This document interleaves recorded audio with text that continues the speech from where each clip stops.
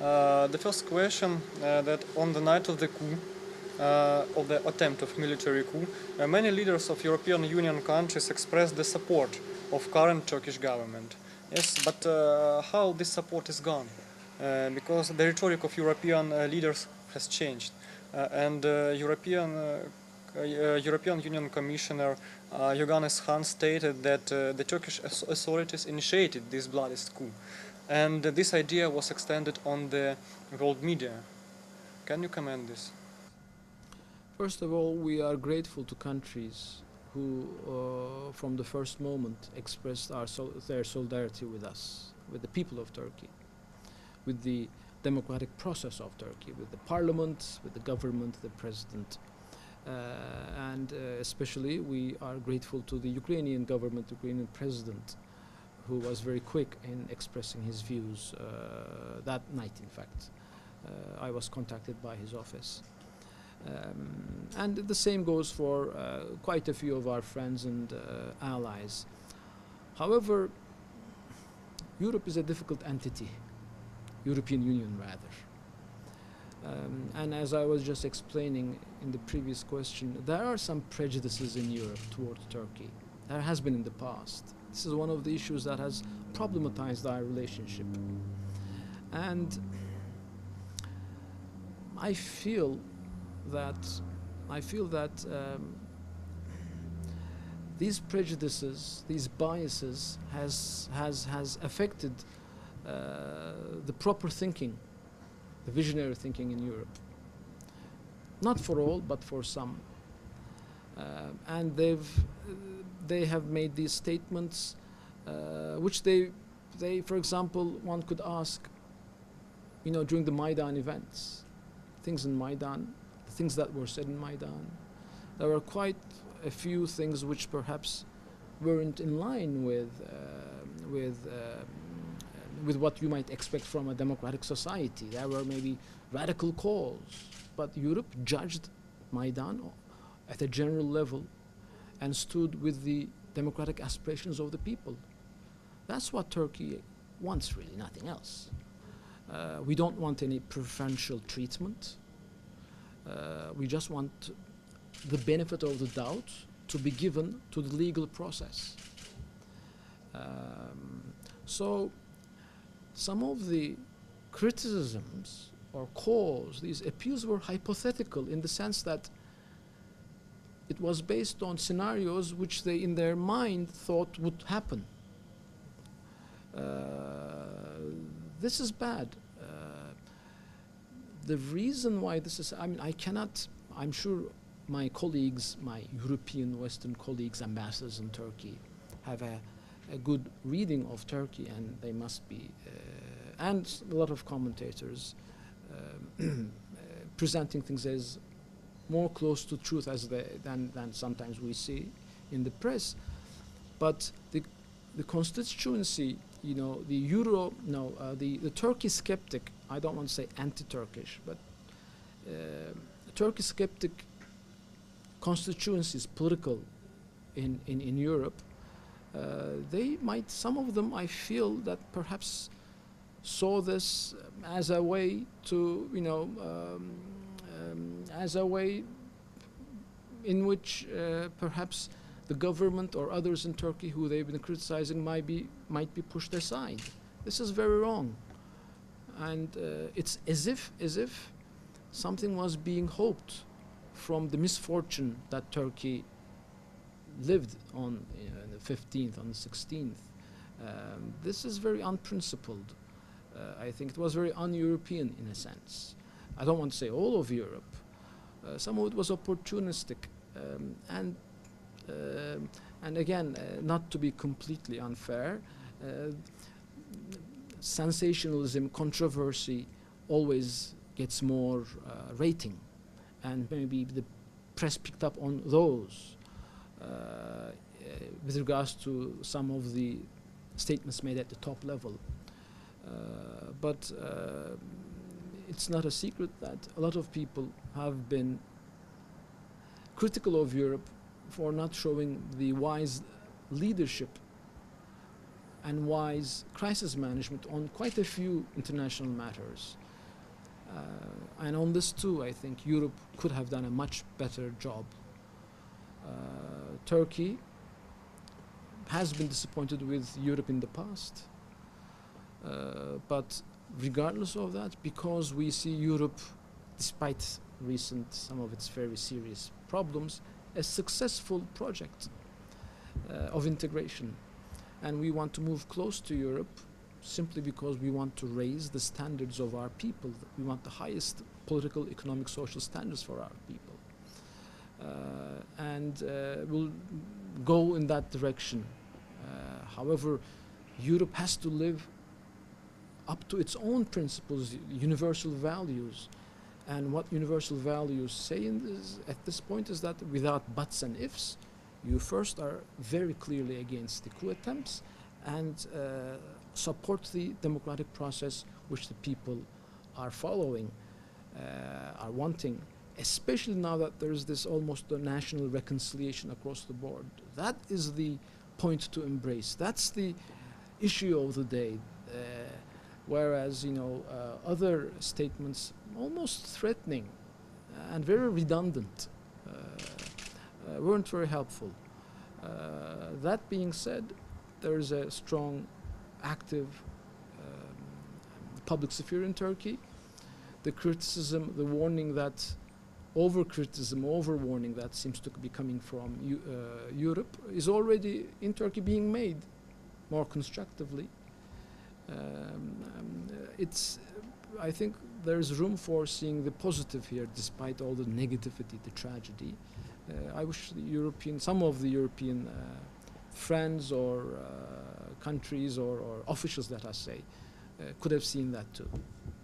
Okay, and how do you think Europe believes in a democratic process in Turkey after the coup, according to such a quotation from the highest level authorities? First of all, we shouldn't, sometimes only one sentence is reflected of a larger maybe statement. So I'm not, I don't want to be wrong in that respect. But Turkey's relationship with Europe is a historical relationship. It's based on clear commitments from both sides. Turkey has committed itself to reform, to upgrade its standards. That's what it's been doing. We know our homework. We've been doing that. When some of it, and when we see our shortcomings, we don't deny them just like that. We look at it, we try to improve. This is a two-way relationship. Turkey's membership in the EU, it's already integrated with Europe, but its membership in the EU is something both sides, leaders, decided a long time ago, and the European bureaucracy and Turkish bureaucracy are working for it. Because it's a mutually rewarding process. It's in the interest of Europe and also of Turkey to broaden the sphere of stability, peace and democracy in our region. Europe maybe in some respects doesn't need desperately Turkey if it wants to remain a small group of countries with its own problems. But if it really wants to be a more global actor and make some of its values that it's advocating, if it wants these values to be truly universal, then it makes a lot of sense to have a positive relationship with Turkey. And at this critical juncture, it is important to show on the part of Europe its friendship, its support for Turkey, so that Turkey is encouraged to move in the direction that both sides would want. And after the attempt of military coup, many judges were arrested and the militaries. So the question is where they were in conjunctions with militaries, I mean the judges, Turkish judges. Well, this organization, secretive organization, which is behind this, as now more evidence is coming out, they've been under investigation for a while, that their true attempt is to take over the state apparatus or to infiltrate it as much as possible. And not only the military, but other state organs, judiciary, the educational institutions, the security forces, as such, bureaucracy in many respects. And there were already investigations ongoing. And by the way, these people who are now being detained, not all of them are arrested. They are first detained if there is evidence, there is some suspicion, serious enough suspicion. And if there is enough evidence, they will be arrested and they will be tried. And if some are innocent, then they will be found to be innocent. They will be let free. Others will have to pay. Will have to take on the penalty, whatever that is, foreseen by the law. So things have to go according to rule of law. You cannot have impunity because some of the information that is coming out is difficult to believe. But now there is enough evidence to, in fact, make a very strong case. What happened on the 15th wasn't just an assault on a single ideology, a single way of life, a single party, one group, political group, one individual. It was against the whole of the Turkish society. Turkish society has struggled a lot to come to where it is. It would not be acceptable for them to just keep quiet. It couldn't be, and they just ran to the streets and stopped the tanks. That needs to be applauded. However, the negative agenda somehow steals the show. That's unfair. That's unfair to Turkey. That's unfair to Turkish-EU relationship. But things will improve, will normalize. And if there is need for criticism, so be it. Criticism can be made, but more constructively, and not to express criticism as if in threats. Where did the issue of Turkey's membership start to be questioned? We're not there. What happened in Turkey, hopefully, will hopefully strengthen democracy. If you look at what's happening in terms of people getting together, civil society, maybe the polarization in Turkish politics will lessen thanks to this. The freedom of the press, for example, everybody saw the importance of this on that night because Turkish press gave a very good, were very successful in standing on the right side of history. This is regardless of ideology or religion or politics, or I'm sorry, of a certain political approach, certain political view. It was a matter of principle. That's what should be embraced. Yes, and what is known about detained rebels now? Where are they now, and where they emerged from? If you mean from the military? Yes, military. Everything was happening almost live. We could all see it, and there were a few bases, military installations, where these groups, these people who illegally used the army's weapons for their failed attempt, they were caught. We can see that it was planned, and those people who've planned it, of course, they were caught red-handed.